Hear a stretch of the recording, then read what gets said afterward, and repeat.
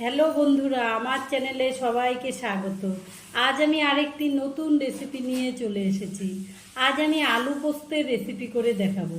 আমি আলু পোস্তর জন্য নিয়েছি আলু টুকরো টুকরো করে কেটে নিয়েছি, আর মশলা নিয়েছি হলুদ গুঁড়ো, লবণ, লঙ্কা গুঁড়ো, পোস্ত বাটা আর চেরা কাঁচা লঙ্কা।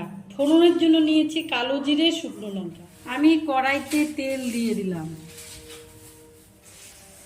আমি তেল গরম হয়ে গেছে, শুকনো লঙ্কা কালো জিরে ফোড়ন করে দিলাম।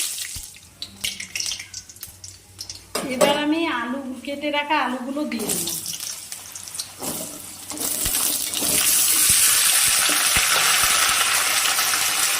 এই আলুগুলোকে আমি একটু লাল করে ভেজে নেব।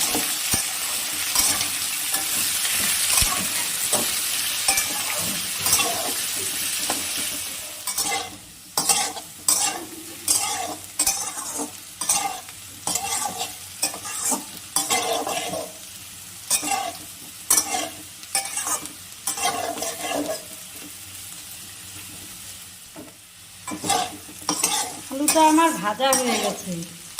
এবার এখানে আমি মশলাগুলো সব দিয়ে দিব। হলুদ গুঁড়ো, লঙ্কা গুঁড়ো,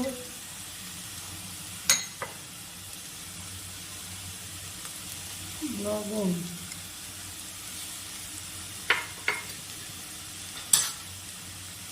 চেরা কাঁচা লঙ্কা। এবার আমি এটাকে ভালো করে ভেজে নেব আলুর সাথে মশলাটাকে।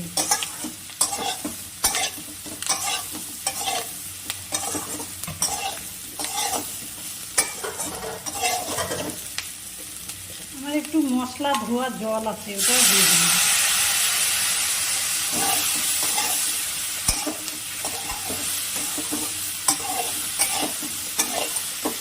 আমার মশলাটা আলুর সাথে ভাজা হয়ে গেছে। এবার পোস্ত বাটাটা দিয়ে দেব।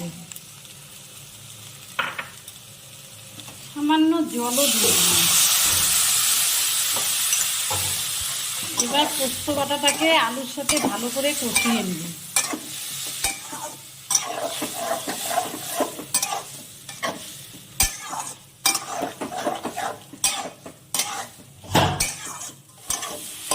আমার আলুর সাথে পোস্তটা ভালো করে কষানো হয়ে গেছে। এবার সামান্য জল দিয়ে দিব।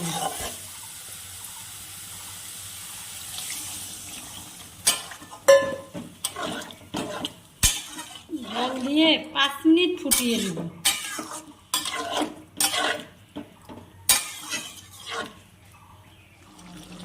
আমি জল দেওয়ার পরে 5 মিনিট ফুটিয়ে নিয়েছি। আমার আলু পোস্ত রেডি।